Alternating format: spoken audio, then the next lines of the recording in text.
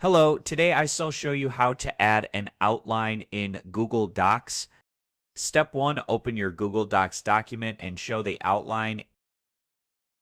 First, open your Google Docs document where you want to add the outline.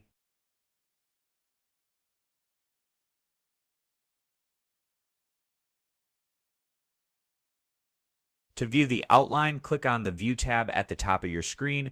In the drop-down menu, select Expand Tabs and Outline Sidebar.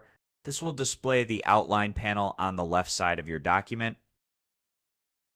If you don't want to see the outline anymore, simply uncheck the Expand Tabs and Outline Sidebar option.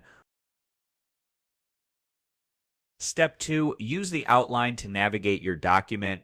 Once the outline is visible, it will display any headings that you have added to your document. You can use the outline to quickly jump between different sections of your document by clicking on the headings in the outline. This is a helpful tool for navigating longer documents. That's it. You now know how to easily create and view an outline in Google Docs. Thanks for watching. I hope this helped you out. See you in the next tutorial. Goodbye.